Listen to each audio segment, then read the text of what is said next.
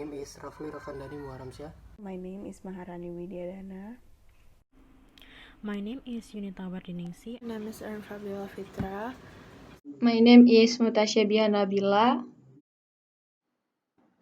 Table of content. The first one is the matching stage, SWOT, TOS, BCG matrix, PES matrix, IE matrix, the green strategy matrix, and the last is value chain. Matching stage. This section discusses the process that many firms use to determine an appropriate set of alternative strategies. Bagian ini membahas proses yang sering digunakan bagi perusahaan untuk mencari strategi alternatif.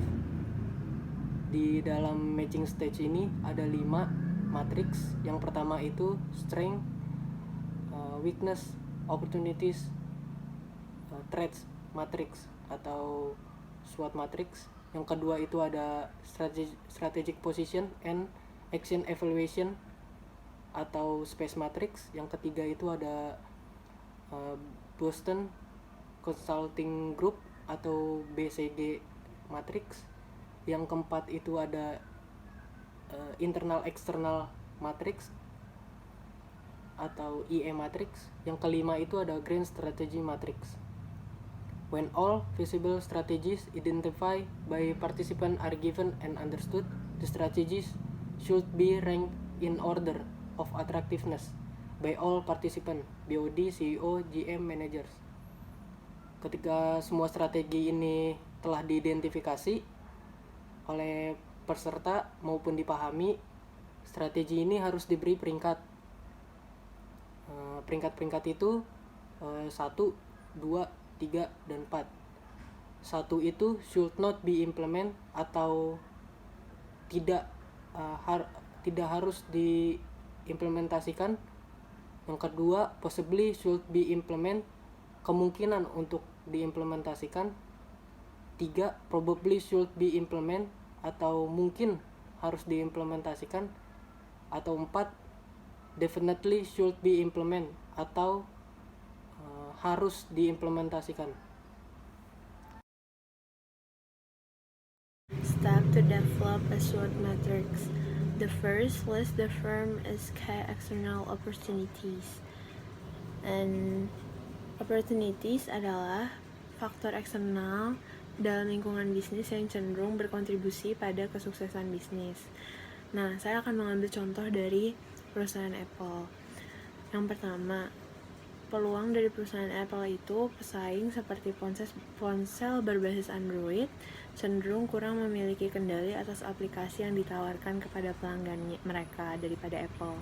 Dan yang kedua, penjualan back to school adalah pendorong signifikan dari produk Apple, yaitu Mac.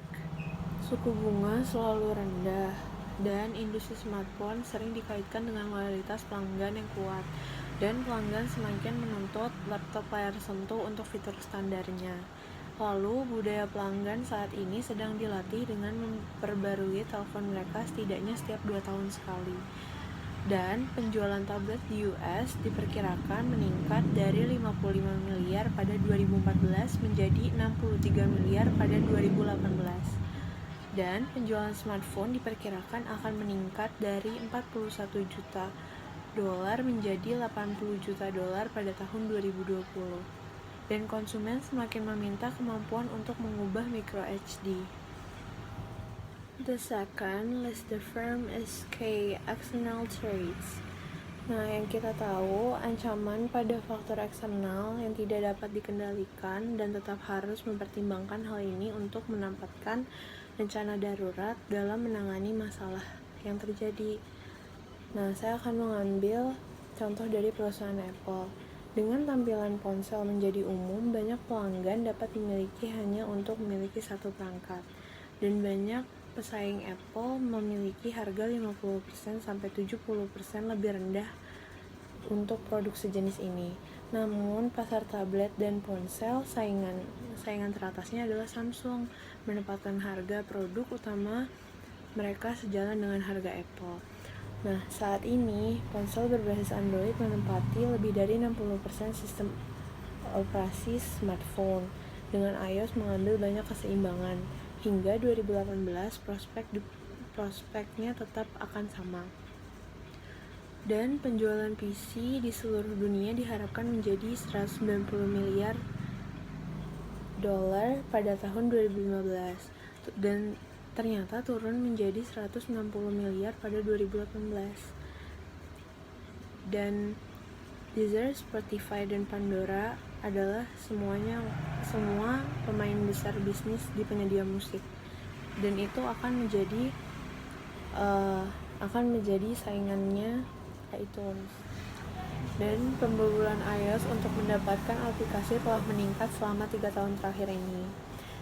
Lalu, konsumen semakin tidak mau membayar biaya tambahan yang signifikan untuk ruang penyimpanan pada ponsel. Banyak model telepon lain yang memungkinkan pengguna memasukkan kartu micro SD untuk menyimpan gambar, video, aplikasi, dan lain-lain. Lalu, konsumen juga semakin menuntut peningkatan konsumisasi pada iPhone mereka, komputer, dan tablet. The third list the firm is key internal strength.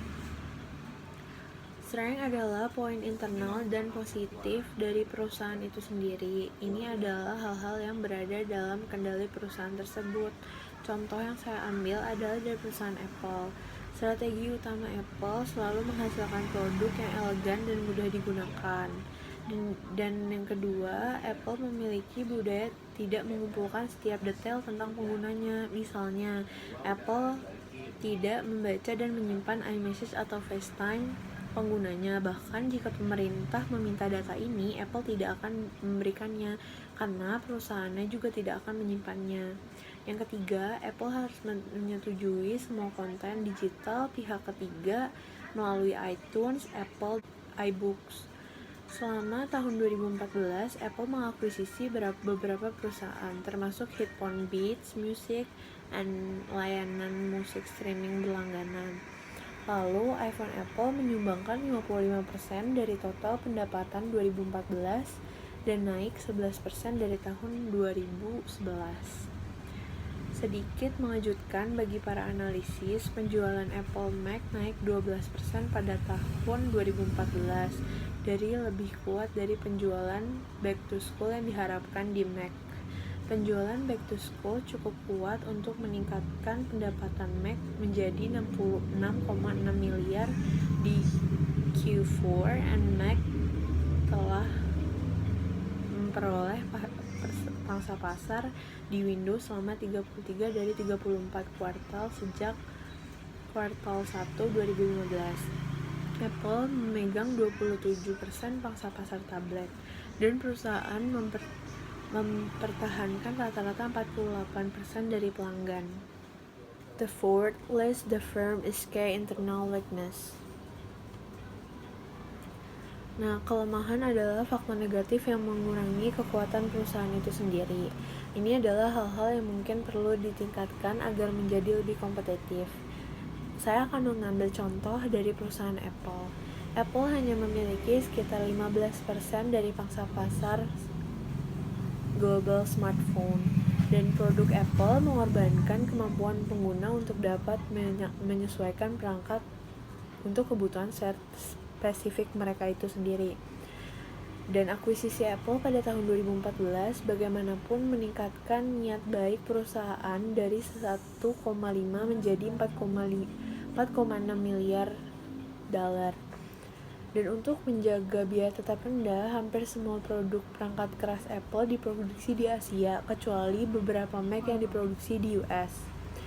Penjualan Apple stabil sejak 2012, tetapi turun 22% pada 2015 dibandingkan 2014. Apple tidak menawarkan laptop layar sentuh, dan jam tangan Apple terbaru belum sepopuler seperti item yang lain yang diperkirakan. Dan permintaan Apple di Eropa jauh lebih lemah daripada di Inggris. Dan Apple, iPhone, dan iPad, dan lain-lain memiliki kapasitas, dengan pengguna harus memilih kapasitas yang ingin mereka beli. Kemudian, tidak dapat menambah ruang tanpa membeli perangkat baru. SWOT. Analysis SWOT, the strength, weakness, opportunities, threats, matrix help manager develop 4 types of strategies. The first, strength, opportunity strategies, and the second, weakness, opportunity strategies, and the third, strength, trait strategies, and the fourth, weakness, trait strategies. Strength, opportunity strategy use a firm its internal strength to take advantage of external opportunities.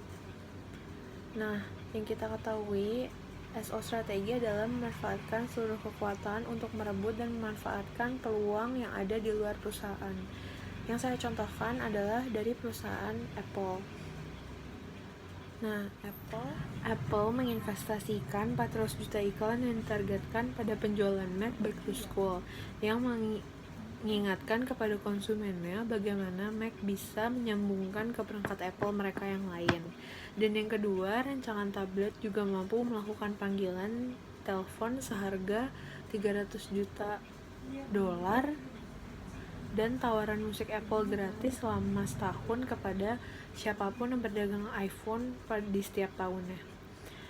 Dan terus menerapkan penegakan yang ketat tentang aplikasi apa yang disetujui dan diizinkan Apple di App Store. Weakness, opportunity strategies. Aim at improving internal weakness by taking advantage of external opportunities. Nah, strategi weakness opportunities ini memanfaatkan peluang dengan meminimalkan kelemahan. Nah, saya mengambil contoh dari Apple lagi. Di Apple menghabiskan 350 juta untuk mengembangkan iPhone baru yang harganya di bawah 200 dolar. Dan mengembangkan ponsel kartu microSD yang bisa dilepas seharga 500 juta dolar dan memasukkan teknologi layar sentuh ke dalam Mac seharga 500 juta dolar dan memberikan pengguna perangkat non-Apple untuk menerima 1 tahun musik Apple gratis saat mereka memperdagangkan non-perangkat Apple untuk iPhone kelas atas. Strength trade strategy use firm strength to avoid or reduce the impact of external traits. Nah, strength trade strategi meskipun menghadapi ancaman tetap masih memiliki kekuatan secara internal. Nah, saya akan mengambil contoh dari Apple lagi. Yang pertama, memberikan potongan harga 5% untuk siapa saja yang membeli iPhone dan Mac atau iPad yang baru dalam sekali pembelian. Dan menginvestasikan 400 juta iklan yang ditargetkan pada penjualan Mac Back to School yang mengingatkan konsumen bagaimana Mac bisa menyambungkan dengan perangkat lain yang pengguna itu punya, dan meningkatkan promosi dari 3 bulan menjadi 6 bulan di Apple Music. And the fourth, the weakness strategies. Defensive tactic direct at reducing internal weakness and avoiding external traits. Nah, weakness traits strategi ini meminimalkan kelemahan dan menghindari ancaman. Saya mendapatkan contoh dari Apple di jajaran ponsel yang akan menyertakan kartu micro SD yang dapat dilepas memungkinkan penyesuaian yang lebih signifikan. Menghabiskan 350 juta dolar untuk mengembangkan iPhone baru yang harganya di bawah 200 dolar. I want to tell you about TOS. So, what is the TOS matrix? TOS matrix begins with an audit of external threats and opportunities. Such scrutiny gives a clear insight and helps to adopt long-term strategies. Thereafter, the internal strengths and weaknesses of a company are taken into consideration. In the next stage, The internal analysis get intertwined with external analysis to devise a strategy. Jadi, analisis TOS ini adalah analisis yang mengutamakan mempelajari dan menginvestigasi peluang faktor eksternal, karena ini dianggap bersifat lebih dinamis dan bersaing. Setelah itu, baru perusahaan menganalisis faktor internalnya. Nah, dengan mengidentifikasi beberapa rencana aksi yang dapat meningkatkan posisi perusahaan, nah analisis TOS ini memungkinkan manajemen untuk memilih beberapa strategi yang paling efektif dan memanfaatkan peluang yang tersedia. Next, TOS strategies fall into 4 categories. First, strength opportunities, to develop plans that leverage the strengths of the company to capitalize on opportunities. A few ideas could be to diversify into new markets, improve the quality of products, and reduce the cost of top-selling products. Jadi di strength opportunities itu dia mengembangkan rencana yang memanfaatkan kekuatan perusahaannya untuk memanfaatkan peluangnya di perusahaannya tersebut. Nah, di strength opportunities ini dia mempunyai beberapa ide seperti meningkatkan kualitas produk dan juga mengurangi biaya dari perusahaan tersebut. Nah, terus di strength opportunities ini ada juga contoh seperti perusahaan Apple. Jadi dia itu memanfaatkan nilai merek dan kekuatan keuangannya untuk masuk ke dalam produk baru dan akibatnya meningkatkan penjualan dan juga keuntungan mereka. Nah, langkah tersebut akan membantu perusahaan Apple mendapatkan keuntungan dari basis pelanggan yang ada dan loyalitas pelanggan. Selanjutnya, seperti Apple itu dia bermitra dengan merek lain untuk memproduksi produk yang kompatibel secara massal dan menciptakan hubungan yang saling menguntungkan. Nah, itu juga akan sangat membantu Apple dalam meretas basis pelanggan merek lain. Second is weaknesses opportunities. After identifying weaknesses, focus on ways to resolve them in a goal to take advantage of opportunities. This might require finding new and cheaper suppliers, developing more aggressive marketing campaigns, and reviewing operational processes to reduce cost. Jadi di weaknesses opportunities ini kan kelemahan dan peluang. Jadi setelah perusahaan mengidentifikasi kelemahannya, perusahaan tersebut langsung fokus pada cara-cara untuk menyelesaikan permasalahan tersebut dengan tujuan untuk memanfaatkan peluang yang ada. Nah, hal ini mungkin seperti perusahaan tuh memerlukan pemasok yang lebih murah, yang relatif lebih murah, dan juga perusahaan pemasarannya tuh lebih agresif, dan juga perusahaan meninjau proses operasionalnya untuk mengurangi biaya. Nah, jadi intinya di weaknesses opportunities ini dia strategi yang dibuat untuk memperbaiki kelemahan internal dan menggunakan kesempatan eksternal, dan juga menunjukkan kesempatan yang ada dalam jangkauan yang bisa diraih oleh perusahaan jika berhasil memperbaiki kelemahan internalnya. Nah, contohnya itu seperti di perusahaan Apple itu kan dia memiliki produk cuma yang hanya memiliki produk yang high end. Nah, dia jadi harus merilis sekelompok produk dengan harga yang terjangkau untuk membuat produk itu tuh layak untuk bagi konsumen yang kelas menengah. Jadi dia membuat set produk yang lebih besar, dan demikian produk baru Apple juga membantu Apple untuk melayani segmen pelanggan baru tersendiri. And the third is strength and threats. Use the company's strengths to counter external threats. If the company has a strong research and development department, for example, start new product development projects to enter different markets. Jadi di strength threats ini itu kan kekuatan dan ancaman. Jadi perusahaan itu menggunakan kekuatan perusahaan itu sendiri untuk melawan ancaman dari eksternal. Contohnya seperti perusahaan memulai proyek pengembangan produk baru untuk memasuki pasar yang berbeda. Nah, jadi strategi di strength threats ini dibuat untuk mengantisipasi ancaman eksternal dengan menggunakan kekuatan internal yang dimiliki oleh perusahaan tersebut itu sendiri.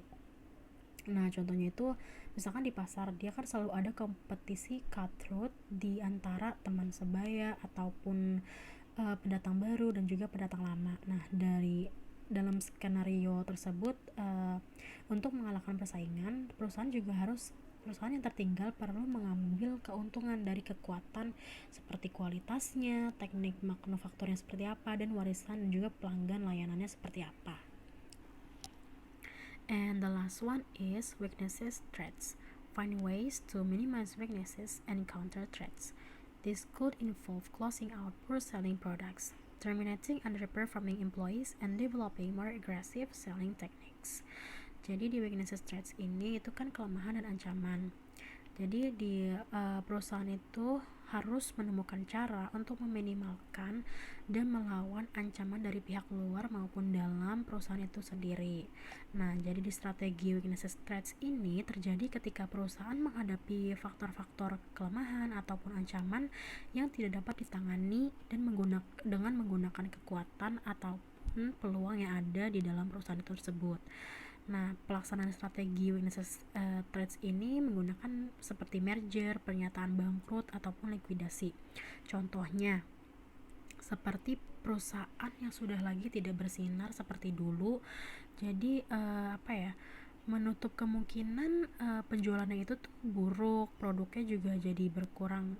Maksudnya pembeli juga berkurang minatnya seperti itu. Nah, dalam hal ini menutup penjualannya itu tuh berkurang gitu, jadi mengurangi karyawan yang berkinerja yang biasa-biasa aja atau yang mungkin kurang, jadi dikurangi gitu. Nah, tetapi kalau misalkan perusahaan ini tetap optimis, dia bisa mencari investor lain untuk menggabungkan dengan perusahaan yang cocok ataupun investor yang cocok untuk memanfaatkan keahlian dan sumber dayanya untuk pendanaan tersebut untuk perusahaan yang sudah tidak bersinar itu lagi, seperti itu. Next, tools purpose. Adding the relationship between the internal and external factors makes tools a much more useful matrix than a standalone SWOT and an obvious next step. The main purpose of a tools analysis is to first reduce threats, second take advantage of opportunities, third exploit strengths, and the last one is remove weaknesses. Jadi tools purpose itu kan tools matrix itu kan faktor internal dan faktor eksternal, sehingga membuat tools matrix itu jauh lebih berguna daripada SWOT analysis, dan juga stepnya itu lebih jelas. Nah, tujuan utama dari analisis tools itu seperti mengurangi ancaman, memanfaat peluang, dan memanfaatkan kekuatan, dan juga menghapus kelemahan dari perusahaan. Nah, karena analisis tools ini kan analisis yang mengutamakan untuk mempelajari dan menginvestigasi peluang faktor eksternal karena dianggap lebih dinamis dan bersaing. Setelah itu baru menganalisis faktor internalnya. Nah, manfaatnya tools itu contohnya seperti pertama, dapat menghitungkan dan memanfaatkan dengan baik setiap peluang di luar untuk meningkatkan bisnis atau perusahaan. Terus yang kedua itu dapat mengantisipasi segala bentuk tantangan dan menyediakan beberapa solusinya. Yang ketiga itu mampu mengantisipasi tantangan dari setiap perubahan eksternal, bahkan mengubahnya tantangan itu tuh menjadi peluang baru bagi perusahaan itu tersebut. This is advantages of tools matrix. First, tools analysis helps to stumble upon strategic ideas by interconnecting the internal and external factors for the organizations. Second, it is cost-effective in nature. Third, it's user-friendly and can be performed by any layman after learning a few parameters. And fourth, tools analysis can be applied to any company irrespective of the industries and economies. And the fifth, it helps organizations to upgrade their strategies with changing dynamics. Jadi keuntungan dari tools matrix itu yang adalah analisis tools matrix itu membantu menemukan ide-ide strategis untuk mengetahui permasalahan atau ancaman dan juga peluang bagi perusahaan dengan menggabungkan antara faktor eksternal maupun internal dari perusahaan itu sendiri. Nah, tools matrix ini juga user friendly dan jadi dia dapat dilakukan oleh orang awam sekaligus setelah belajar beberapa parameternya dari tools matrix. Terus analisis tools ini juga dapat diterapkan pada perusahaan manapun, terlepas dari industri maupun ekonomi. Nah, analisis tools ini juga membantu organisasi untuk mengupgrade strategi mereka dengan dinamika yang berubah-ubah. Next, the limitations of TOS are: first, it can be too broad to be used to make decisions. Second, it doesn't contain a way to weigh the importance or the element of risk. Third, it takes longer to complete than other frameworks. And the last one is, you need a good knowledge of both internal and external issues to complete it. Jadi di sini analisis TOS matrix itu terlalu luas untuk digunakan untuk membuat suatu keputusan karena tidak mengandung berat pentingnya atau unsur resiko dalam sebuah keputusan tersebut. Karena TOS matrix itu digunakan sebagai arahan, bukan sebagai untuk sebuah pemecahan masalah. Nah, TOS matrix ini juga dibutuhkan waktu yang relatif lebih lama dibandingkan kerangka kerja lainnya. Karena di sini juga diperlukannya pengetahuan yang baik tentang masalah internal maupun eksternal perusahaan untuk menyelesaikannya. Nah, jadi kesimpulannya itu, sebuah analisis TOS melibatkan proses dasar yang sama dengan kekuatan, kelemahan, peluang, dan ancaman sebagai analisis SWOT. Nah, tetapi dengan analisis TOS itu, ancaman dan peluang itu diperiksanya di pertama atau di awal, sedangkan kelemahan dan kekuatan itu diperiksa di bagian akhir. Nah, setelah membuat daftar ancaman, opportunities, kelemahan, dan juga kekuatan, manajer meneliti cara perusahaan gimana caranya untuk mendapatkan manfaatnya, peluangnya, dan meminimalkan ancaman dengan memanfaatkan kekuatan dan juga mengatasi kelemahannya tersebut. Strategic position and action evaluation or space matrix. What the meaning of that? Four-quadrant framework indicates whether aggressive, conservative, defensive, or competitive strategies are most appropriate for a given organization. The internal dimension is financial position or FP and competitive position or CP. The external dimension is stability position SP and industry position or IP. Most important determinants of an organization overall strategic position. Jadi, space itu adalah matriks yang terdiri dari 4 kuadran, dan itu terdiri dari agresif, konservatif, defensif, dan kompetitif. Space matrix berbentuk koordinat X sampai Y, dengan pembagian dimensi internal yaitu financial position dan competitive position. Sedangkan dimensi eksternalnya yaitu stability position dan industry position. Fungsinya itu untuk evaluasi posisi strategi. Analisa ini merupakan pendekatan yang digunakan untuk menentukan posisi strategi perusahaan dan individu bisnisnya. Nah, itu jadi sumbu matrix space menunjukkan dua dimensi internal yang tadi saya sebutkan, financial strength dan competitive advantage. Eksternalnya environmental stability dan industry strength. Nah, setelah itu di sini ada example internal strategic position, itu ada financial position dan competitive position. Nah, financial position or FP has return on investment, leverage, liquidity, earning per share, working capital, cash flow, inventory turnover, price earning ratio. And competitive position has market share, product quality, customer loyalty, product life cycle, control over supplier distribution, technological know-how, capacity utilization.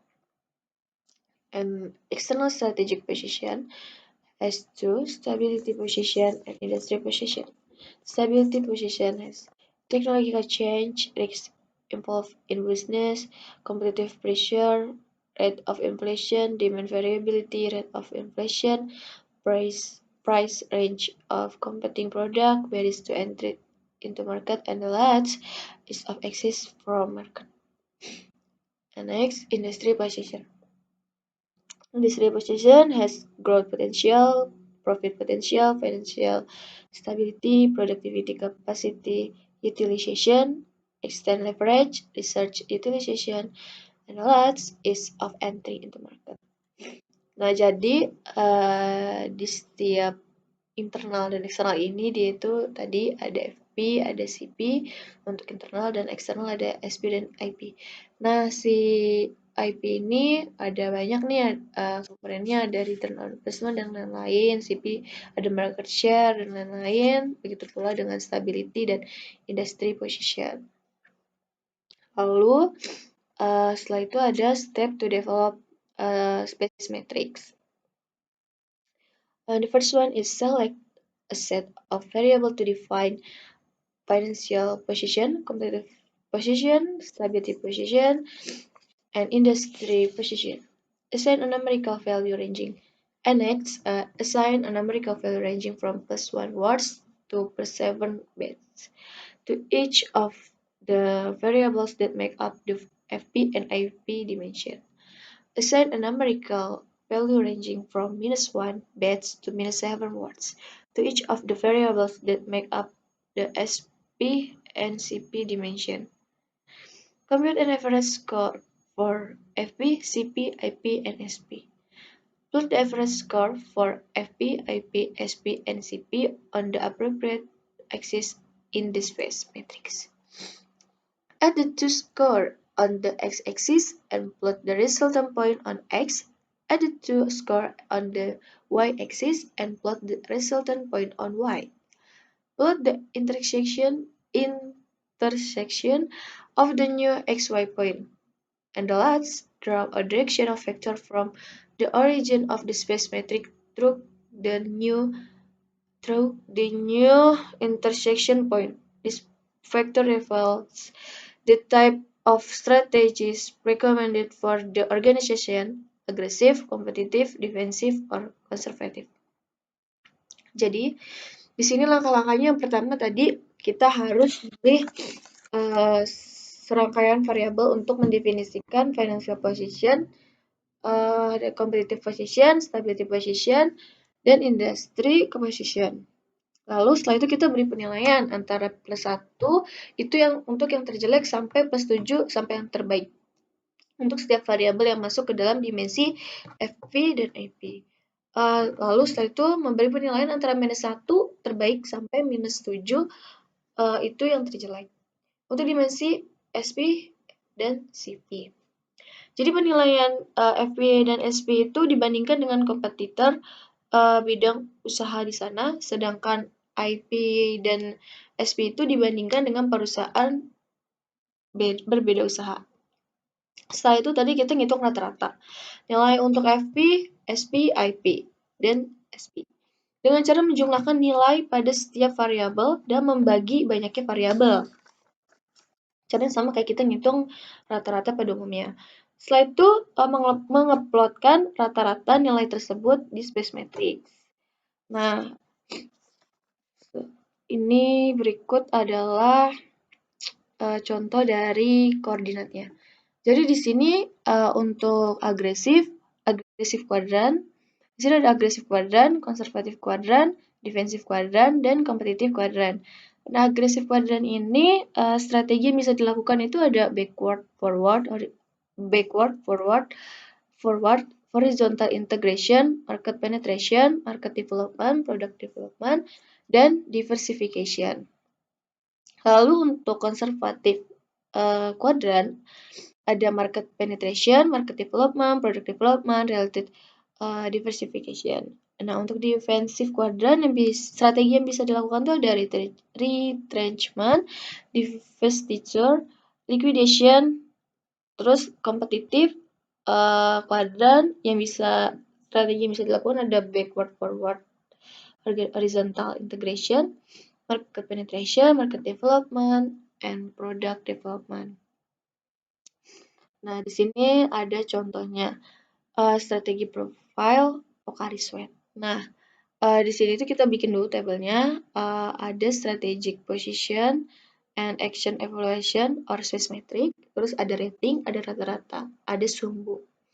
Nah, pertama itu kita cari dulu nih untuk yang internal strategic position, internal strategic positioning itu ada financial strength. Nah, ada environmental stability or ES. Di sini misalnya net sales-nya itu di tahun 2012 dia itu 12 juta. Tapi di 2011 dia 11 juta. Berarti dia naik kan? Dia memiliki kenaikan. Jadi di sini saya kasih rating dia 6. Nah, untuk net income sendiri di tahun 2012 itu 90 juta dan di 2011 itu 85 juta.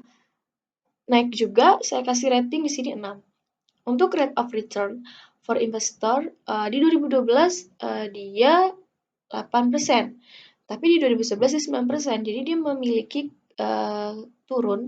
memiliki sebuah penurunan. Makanya saya kasih rating di sini 5. Setelah itu kita hitung rata-ratanya. 6 tambah 6 tambah 5 bagi 3. Seperti ngitung rata-rata pada umumnya. Dapat hasil 5,7. Begitu juga dengan environmental stability or ES.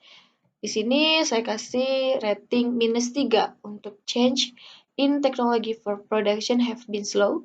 Barriers to entry for new competitor are low. Saya kasih -6. And the intensity of competition between industry is moderate. Saya kasih rating -4. Dapat hasilnya setelah kita hitung rata-rata -4,3. Nah, hasil yang tadi di financial strength sama di environmental stability ini hasilnya tuh hasil dari rata-rata itu kita jumlah.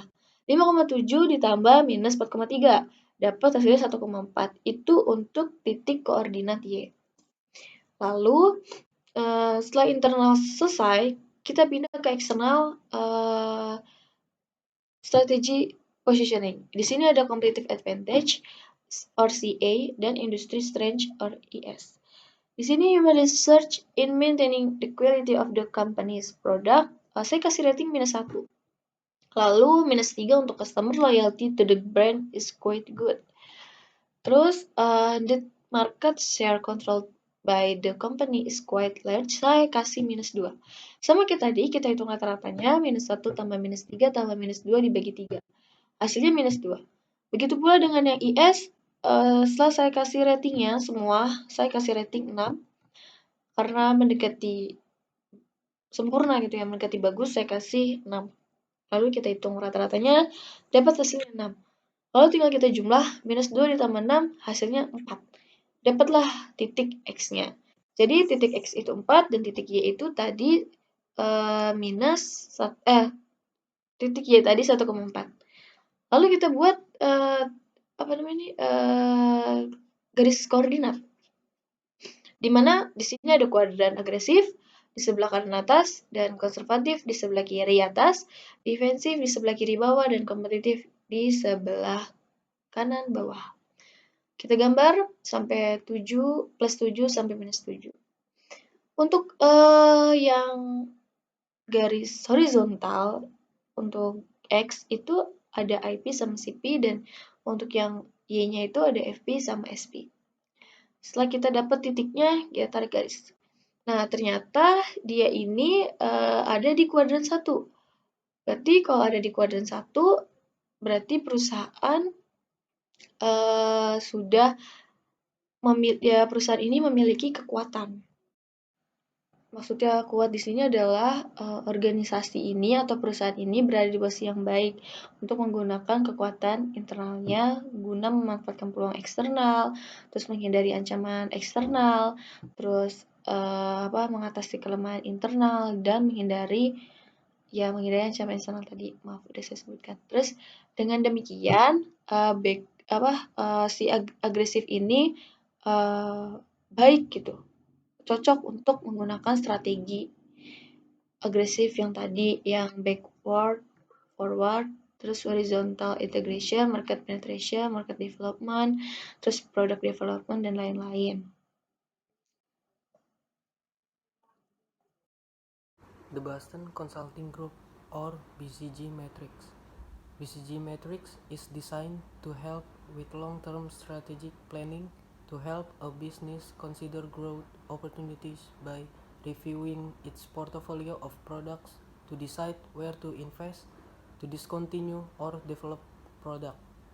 The matrix is divided into 4 quadrants. Each quadrant represents a relative position based on market growth and relative market share.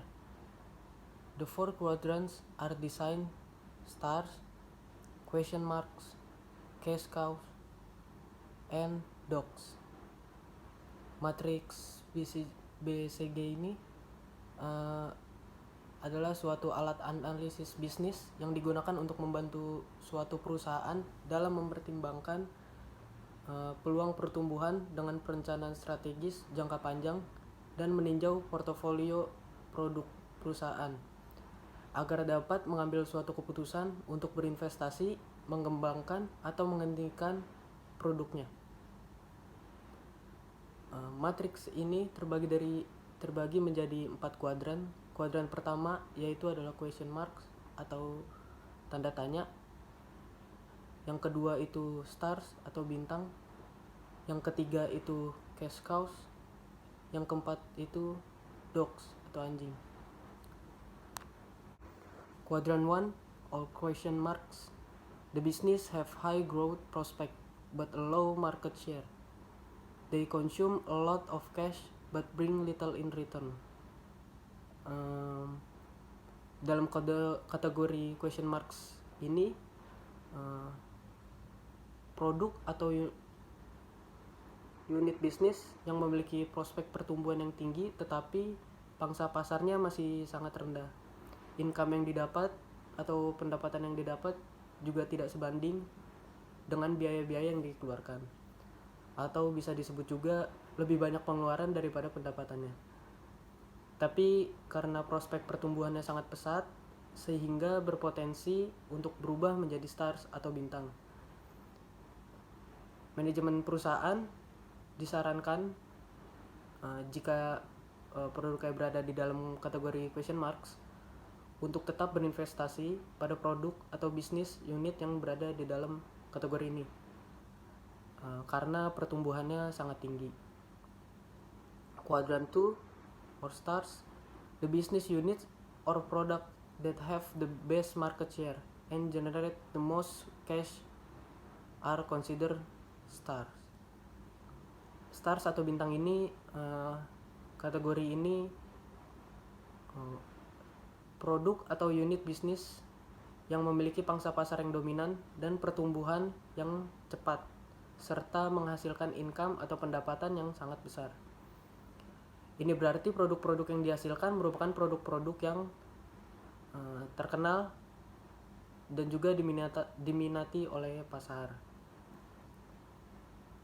Suatu perusahaan membutuhkan banyak investasi untuk mempertahankan posisi produk-produk tersebut dan mendukung pertumbuhan lebih lanjut serta mempertahankan keunggulan-keunggulan yang dimiliki untuk tetap bersaing dengan kompetitor lainnya. Produk di dalam kategori stars atau bintang ini juga dapat berubah menjadi cash cows atau sapi perah apabila mereka tetap dapat mempertahankan keberhasilan hingga ke tingkat pertumbuhannya mengalami penurunan. Quadrant 3 or cash cows. A cash cow is a market leader that generates more cash than it consumes. Cash cows are business unit or product that have a high market share but low growth prospect. Di dalam kategori cash cows ini yaitu produk atau unit bisnis yang merupakan pemimpin pasar atau menghasilkan uang atau pendapatan yang lebih banyak dibandingkan dengan biaya yang dikeluarkan.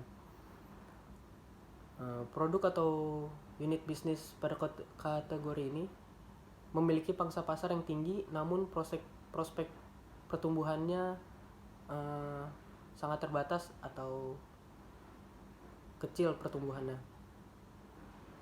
Income yang didapat pada tingkat cash cows ini biasanya digunakan sebagai pendanaan penelitian dan pengembangan produk-produk baru yang masih berada di kategori question marks yang tadi, atau juga membayar hutang-hutang perusahaan serta membayar dividen kepada pemegang saham. Seperti namanya sapi perah, karena mereka menghasilkan kas lebih dari yang dibutuhkannya, seringkali diperah agar income-nya selalu bertambah. Quadrant 4 or dogs, units or product that have both a low market share and a low growth rate. They frequently break even, neither earning or consuming a great deal of cash. Pada kategori anjing ini, produk atau unit bisnis yang memiliki pangsa pasar yang rendah dan mengalami tingkat pertumbuhan yang rendah juga. Produk-produk pada kategori ini biasanya hanya memberikan kontribusi keuntungan yang sangat rendah atau bahkan harus menderita kerugian. Produk atau bisnis unit pada kategori dogs ini umumnya merupakan beban bagi perusahaan karena dapat menguras waktu manajemen dan sebagian besar sumber daya yang dimiliki oleh perusahaan. Unit bisnis atau produk yang telah berada pada kategori ini biasanya akan mengalami pengurangan, divestasi atau likuidasi oleh manajemen perusahaan. General steps BCG. Step 1, choose the unit. Strategic business units, individual brands, product lines, or the firm as a whole are all areas that can be analyzed using the BCG matrix. The chosen unit drives to entire analysis and key definition. The market, industry, competitors, and position will be all be based on the chosen unit. Langkah pertama ini pilih unit atau produk yang ingin dianalisis. Analisis matriks BCG dapat digunakan untuk menganalisis bisnis unit, strategi, merek, produk, atau bahkan perusahaan itu sendiri. Langkah pertama adalah menentukan pilihan terhadap unit mana yang akan dianalisis. Step 2, define the market. Following the choice of the unit or area to be analyzed, the most important stage for the rest of the matrix is definition of the market. An incorrectly defined market will lead to an incorrect classification of the unit. Langkah 2 ini menentukan pasar. Menentukan pasar merupakan hal yang paling penting dalam melakukan analisis. Kesalahan menentukan pasar dapat menyebabkan klasifikasi yang tidak tepat. Sebagai contoh, jika kita menganalisis sebuah merek mobil BMW di pasar pengangkutan umum, maka akan mendapatkan hasil di kategori dogs atau anjing. Karena mobil bermerek BMW lebih dominan dan kuat di pasar pasar mobil mewah. Step 3, calculate relative market share. At this stage, the relative market share for the chosen unit needs to be calculated. This can be done in terms or revenue or market share. The formula used here as a division of the select brand market share or revenue by the market share or revenue of the biggest competitor in the industry. The result in plot on the x-axis.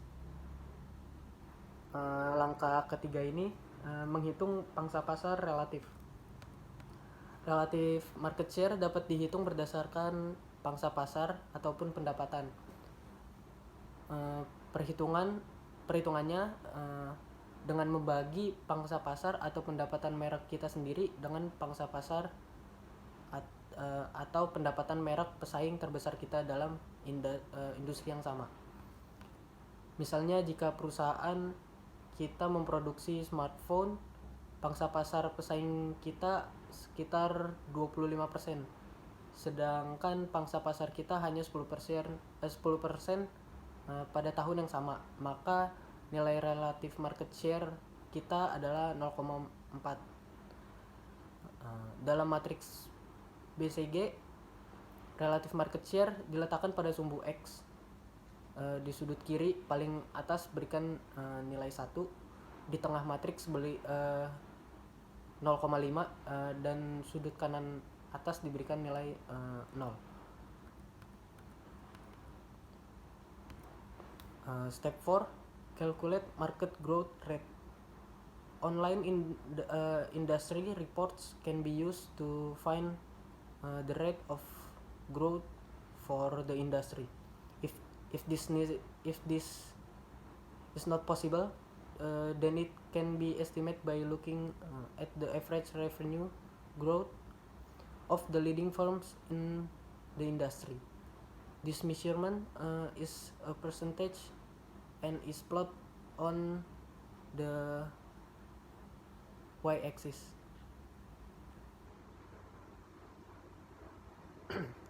Step 4 ini mengetahui tingkat pertumbuhan pasar. Tingkat pertumbuhan pasar dapat dihitung dengan melihat pertumbuhan pendapatan rata-rata di perusahaan terkemuka. Tingkat pertumbuhan pasar diukur dengan persentase. Titik tengah sumbu Y biasanya ditetapkan pada tingkat pertumbuhan 10%, tetapi dapat juga bervariasi sesuai dengan aktual pencapaian industri yang bersangkutan. Beberapa industri mengalami pertumbuhan selama bertahun-tahun, tetapi hanya pada tingkat pertumbuhan rata-rata 1% hingga 2% per tahun. Oleh karena itu, ketika melakukan analisis kita harus mengetahui tingkat pertumbuhan yang dianggap paling signifikan untuk memisahkan sapi perah dengan bintang dan tanda tanya dengan anjing, atau dengan kata lain mengetahui titik tengahnya.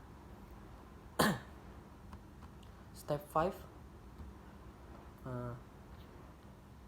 draw circles on the matrix. Once all the measures are calculated, they can be put onto the matrix. This can be done by drawing a circle for each brand within a unit, or all the brands in a company. The size of each circle should correspond to business revenue generated by the brand. Langkah 5 ini yaitu menggambarkan siklus di matriks. Setelah melakukan perhitungan pada setiap variabel pengukuran, gambarkan posisi merek atau produk ke dalam matriks dengan bentuk lingkaran. Gambarkan juga merek atau produk lainnya dengan bentuk lingkaran sesuai dengan proporsi atau pendapatan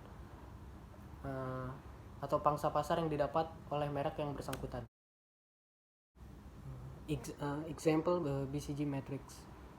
Contoh analisis matriks BCG. Ada merek A, merek B, merek C, dan merek D. Ada juga pendapatan, ada persentase, ada pangsa pasar pesaing terbesar, ada pangsa pasar merek kita, ada relative market share. Itu didapatnya dari pangsa pasar merek kita dibagi pangsa pasar pesaing terbesar. Ada juga tingkat pertumbuhan pasar. Seperti contoh misalnya merek A, RMS-nya 1, TPP-nya 3%. Merek B, RMS-nya 0,17, TPP-nya 12%. Merek C, RMS-nya 0,67, TPP-nya 13%. Merek D, RMS-nya 0,1, TPP-nya 15%. Setelah digambarkan lingkarannya, merek A ada di kiri bawah, yang berarti cash cows. Merek B berada di kanan atas atau di dalam kategori question marks. Merek C berada di kiri atas, berada di dalam kategori stars, dan merek D berada di kanan atas atau question marks. want to tell you about the IA matrix. So what is the IA matrix? The IA matrix, or the internal and external matrix, is a strategic management tool which is used to analyze the current position of the divisions and suggest the strategies for the future. So the IA matrix based on two key dimensions. The first one is the IFE, or internal factors, and the second one is the EFE, or external factors. Jadi IA matrix ini adalah analisis dari faktor internal dan eksternal yang di-combine into one suggestive model.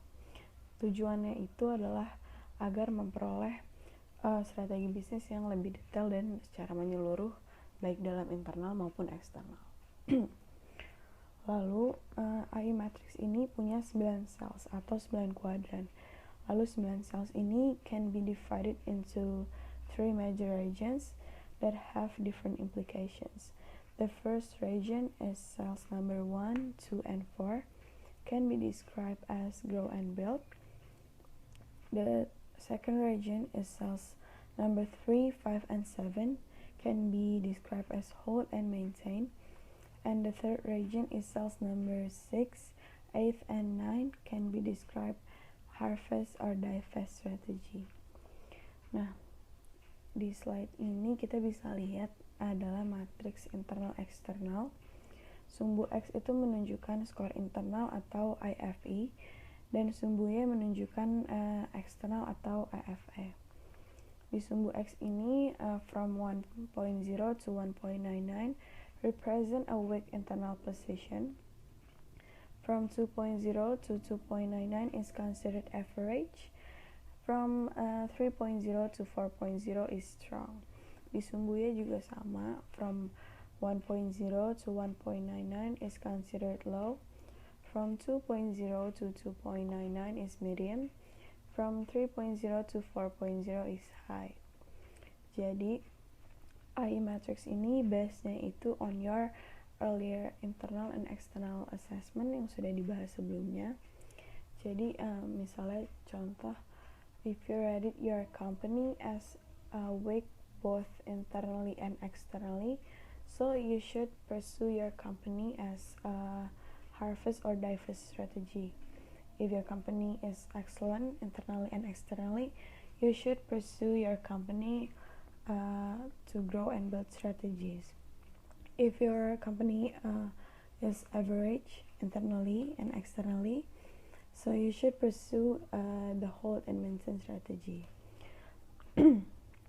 Lalu apa sih yang dimaksud grow and build strategy itu? The grow and build strategies ini kan ada di first region atau cells number 1, 2, dan 4. It focus on develop and construct system. This implies forceful strategic techniques to concentrate on market infiltration, showcase improvement, and product advancement. Jadi, grow and build ini didesain untuk mencapai pertumbuhan, baik dalam penjualan, aset, atau profit, atau kombinasi dari ketiga ini. Pada dasarnya, strategi yang cocok adalah intensif seperti penetrasi pasar, atau pengembangan produk. Lalu, grow and build ini bisa dicapai dengan cara, salah satu contohnya adalah mengembangkan produk baru, atau menurunkan harga, atau mengakses pasar yang lebih luas, dan menambah kualitas produk atau jasa. Lalu cara yang bisa digunain itu salah satunya adalah minimize cost atau meminimalkan biaya. Dengan cara meminimalkan biaya ini, profit dapat meningkat. Apalagi kalau perusahaan ini kondisinya ada di pertumbuhan yang cepat dan memiliki pesaing yang memiliki perang harga. Lalu grow and build ini disarankan untuk expand aggressively, seek control over distributor or supplier, capitalize on strengths, and acquire competitors. Nah, kalau hold and maintain, it propose the grasp and preserve technique. For this situation, your strategic procedures concentrate to market infiltration on product advancement. Strategi yang dilakukan ini adalah penetrasi pasar dan pengembangan produk sama. Tapi bedanya dengan grow and build ini, perusahaan ini bisa expand tapi tidak seagresif si grow and build. Kalau hold and maintain, it propose the grasp and preserve technique. For this situation, your strategic procedures is concentrate on market infiltrations, on product advancement. Jadi di hold and maintain ini kan ada di level medium atau level average. Jadi harus hati-hati banget agar tidak turun. Masih bisa expand tapi tidak seagresif di grow and build. Caranya itu bisa dengan penetrate market further, develop new products, or modify existing products.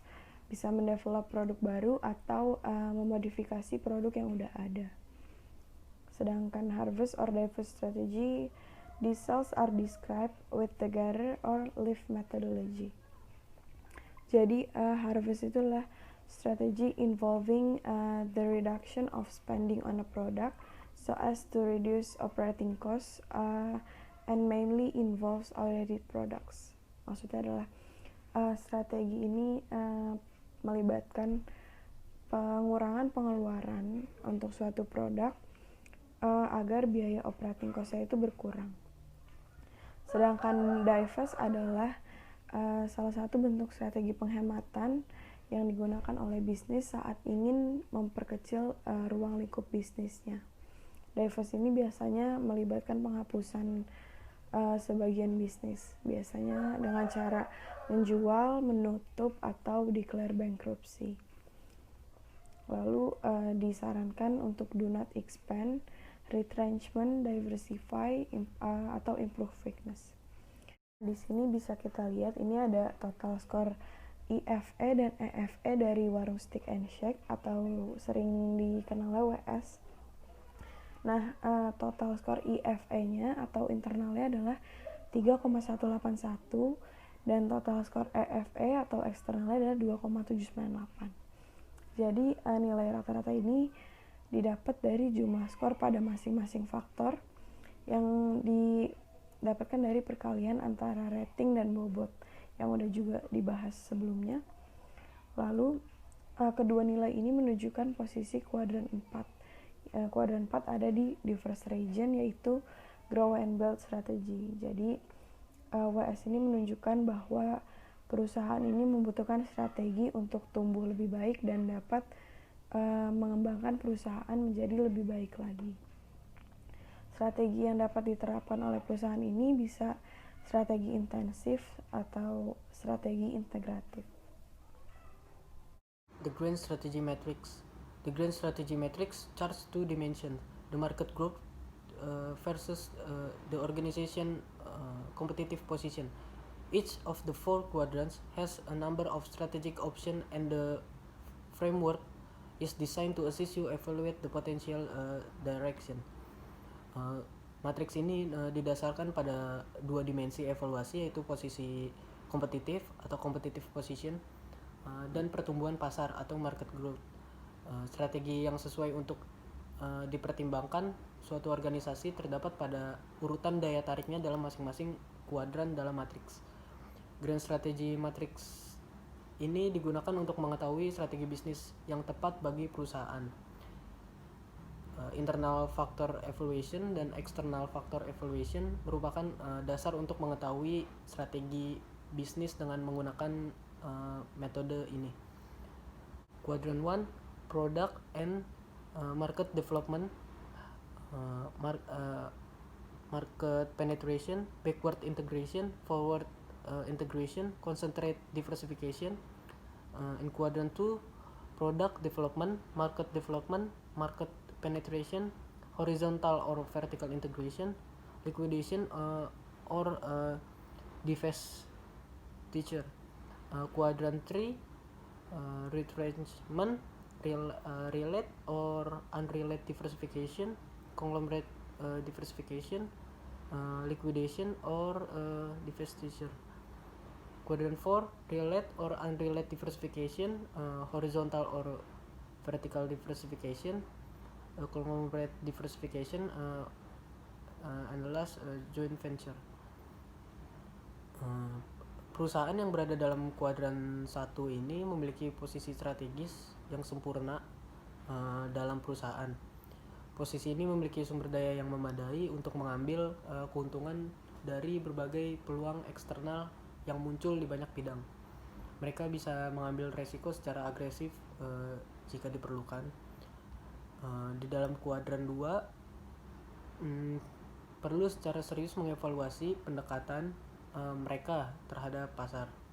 Walaupun industri mereka tengah tumbuh, mereka tidak mampu bersaing secara efektif dan mereka perlu mencari tahu mengapa pendekatan perusahaan saat ini tidak efektif dan bagaimana perusahaan dapat memperbaiki daya saingnya. Di kuadran 3 bersaing di industri yang pertumbuhannya lambat serta memiliki posisi kompetitif yang lemah. Perusahaan di kategori ini harus segera membuat perubahan yang drastis untuk menghindari penurunan lebih jauh.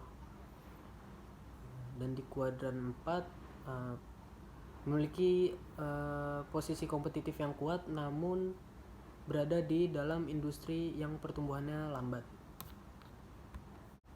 Pada contoh pengaplikasian pada PT Prudential, yang pertama internal factor evaluation matrix dibagi menjadi 2, kekuatan dan kelemahan, lalu dijabarkan masing-masing kekuatan dan kelemahannya, lalu diberikan bobot, lalu juga diberikan peringkat, lalu skor ini didapatkan dari perkalian bobot dengan peringkat. Setelah itu ditotal keseluruhannya. Lalu external factor evaluation matrix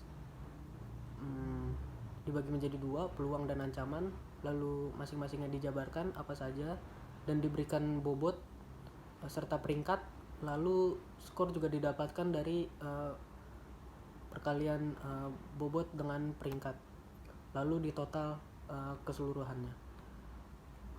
Lalu di sini ada grafik grand strategy PT Prudential. Sudah didapatkan sumbu X-nya, titik koordinatnya 2,78 dan dari sumbu Y-nya ada 3,22. Kesimpulan dari PT Prudential ini berada di posisi kuadran 1 yang berarti bahwa perusahaan mampu mengambil keuntungan dari peluang-peluang yang ada, sehingga perusahaan akan bersaing menggunakan strategi-strategi bisnis yang agresif. Dan juga adapun bentuk-bentuk strategi yang dapat digunakan pada kuadran 1 ini. Yang pertama pengembangan pasar, yang kedua penetrasi pasar, yang ketiga pengembangan produk, yang keempat integrasi ke depan, kelima ada integrasi ke belakang, keenam ada integrasi horizontal, dan yang terakhir diversifikasi terkait. Value chain. What is value chain? A value chain is a business model that describes the full range of activities needed to create a product or service. For companies that produce goods, a value chain comprises the steps that involve bringing a product from conception to distribution and everything in between, such as procuring raw materials, manufacturing function, and marketing activities. Jadi value chain di sini adalah sebuah rantai nilai yang digunakan untuk menggambarkan semua aktivitas bisnis yang diperlukan untuk menciptakan produk dari awal sampai akhir. Jadi kayak desain, produksi, distribusi. Lalu di sini ada components of a value chain. In this concept of a value chain, Porter splits a business activity into category primary and support. whose sample activity will list below. Specific activities in each category will vary according to the industry. The first one is primary activity. Consists of 5 components and all are essential for adding value and creating competitive advantage. The first, inbound logistics include function like receiving, warehousing, and managing inventory. Jadi inbound logistik itu atau logistik masuk itu gimana bahan dan sumber daya yang diperoleh dari pemasok sebelum produk atau layanan akhir dapat dikembangkan. Itu maksud dari inbound logistik atau logistik masuk. Operation include procedure for converting raw materials into a finished product. Jadi operation atau operasi adalah bagaimana bahan dan sumber daya ini diproduksi menghasilkan produk atau layanan akhir. Nah, terus ada outbound logistic, include activity to distribute a final product to a consumer. Outbound logistik atau logistik luar itu jadi maksudnya setelah produk atau layanan selesai itu perlu didistribusikan. Logistik luar menjelaskan proses pengiriman ini. Terus marketing and sales include strategies to enhance visibility and target appropriate customer as advertising, promotion, and pricing. Pemasaran atau penjualan maksudnya di sini tuh gimana produk kita atau jasa kita adalah yang kita sajikan itu bisa dijual ke pasar sasaran ideal kita gitu. Terus di sini ada service atau layanan, includes program to maintain product and enhance the consumer experience like customer service, maintenance, repair, refund, and exchange. Jadi maksud layanan di sini adalah dukungan yang diberikan bisnis kepada pelanggan yang dapat mencakup dukungan dan pelatihan untuk produk jaminan. Gitu. Lalu ada support activity. The role of support activity is to help make the primary activity more efficient. When you increase the efficiency of any of the 4 support activities, it benefits at least one of the 5 primary activities. The support activity are generally denoted as overhead costs on a company income statement. The first one is procurement, concern how a company obtains raw materials. Jadi maksud dari procurement itu berkaitan dengan gimana perusahaan memperoleh bahan bakunya gitu. Terus and next, technological development is used at a firm research and development or R&D stage, like designing and developing manufacturing technique and automating process. Jadi digunakan pada tahap penelitian dan pengembangan R&D. Perusahaan seperti merancang dan mengembangkan teknik manufaktur dan mengotomatiskan proses. And next, human resource management involves hiring and retaining employees who will fulfill the firm's business strategy and help design, market, and sales the product. Jadi manajemen sumber daya manusia ini melibatkan perekrutan dan mempertahankan karyawan dan membantu merancangkan, memasarkan, dan menjual suatu produk. Lalu di sini ada infrastruktur, includes company size, system, and the composition of its management team, such as planning, accounting, finance, and quality control. Infrastruktur mencakup sistem perusahaan dan komposisi tim manajernya seperti perencanaan, akuntansi, keuangan, dan kendali mutu. Value chain analysis steps. Value chain analysis require research and can take time to develop. Below are the general steps it takes to create a value chain analysis. So the value chain analysis has 3 steps. The first one is determine the business primary and support the activities.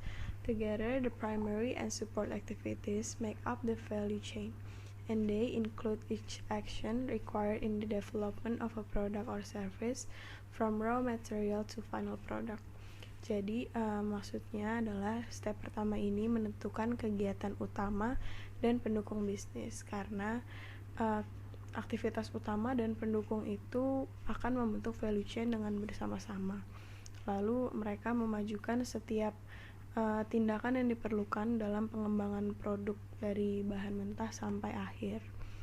The second step is analyze the value and cost of the activities. Compare the activity to the competitive advantage you're trying to achieve and see if it supports the goal or not. After the value analysis is complete, take a look at the cost of the activities. Is the activity labor intensive? How much does X raw material cost?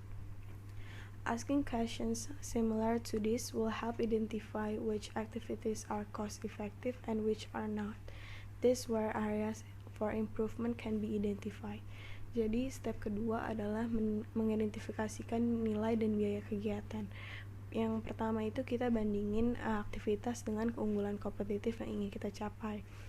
Apakah ini mendukung tujuan atau tidak? Setelah itu kita lihat biayanya. Jadi dengan step ini kita bisa identifikasi sih kayak di kegiatan apa sih yang biayanya tuh hemat, mana yang enggak. Lalu the third steps is identify opportunities to gain a competitive advantage. Once the value chain analysis is complete, the primary stakeholders in the business can see an overview of where the business is excelling and where improvements can be made operationally. Jadi di step ketiga ini adalah mengidentifikasikan peluang untuk mendapatkan keunggulan kompetitif, memulai dengan peningkatan yang menghambat pertumbuhan kecil dan memberi hasil yang berdampak tinggi. Lalu tujuan dari value chain analysis ini apa sih? Jadi tujuannya itu adalah di tahap-tahap value chain perusahaan dapat meningkatkan value atau ingin menurunkan biaya. Dengan penurunan biaya atau penambahan nilai tambah atau value added ini dapat membuat perusahaan ini lebih kompetitif.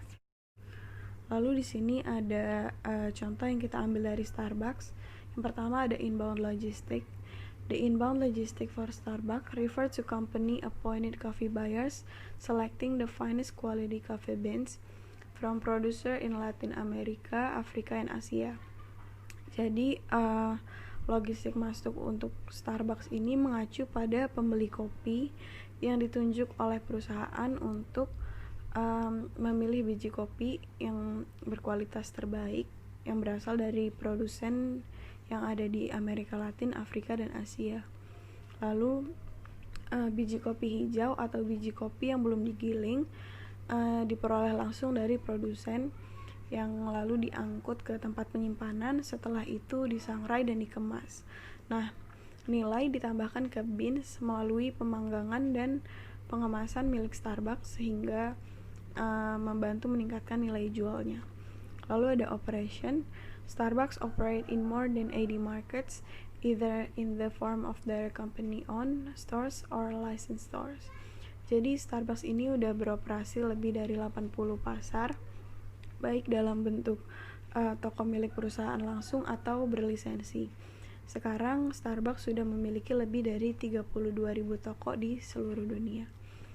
Lalu ada outbound logistic. This is very little or no presence of intermediaries in product selling for Starbucks. Jadi Starbucks ini gak ada perantara dalam penjualan produk ya, karena mayoritas produk ini dijual di toko, namun penyimpanan dan distribusi itu masih sangat penting. Marketing and sales. Starbucks invest more in superior quality products and a high level of customer service than in aggressive marketing.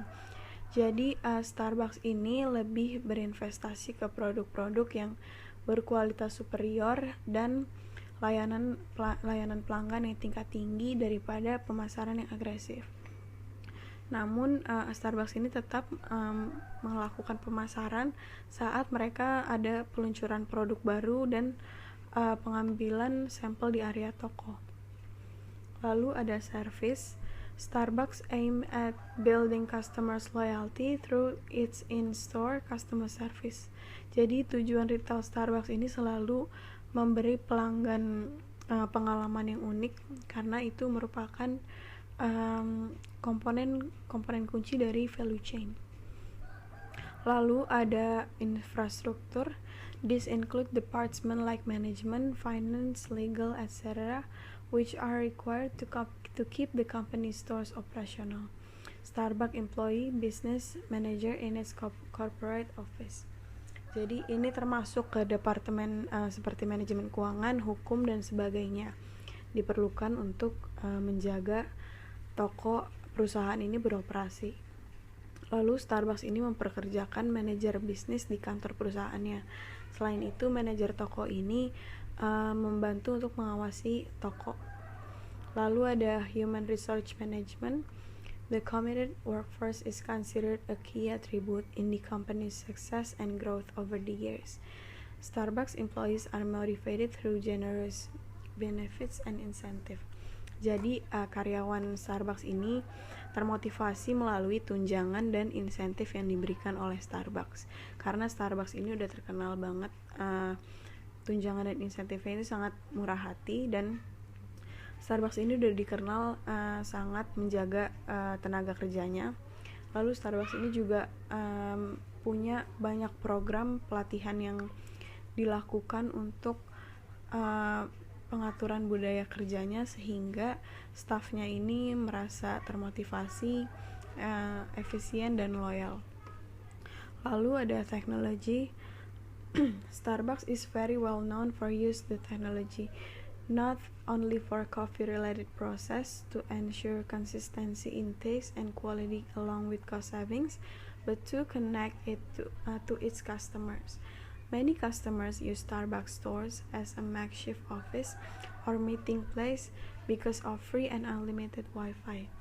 Jadi Starbucks ini menyediakan Wi-Fi gratis dan unlimited. Lalu Starbucks ini meluncurkan beberapa platform tempat pelanggan dapat mengajukan pertanyaan dan berbagi pengalaman. Lalu yang terakhir ada procurement. Procurement is integrated across various aspects of the supply chain.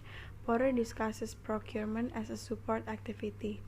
Jadi Starbucks ini menangani semua beans atau biji kopinya itu sendiri, yang dianggap ini adalah salah satu keunggulan kompetitif dari Starbucks.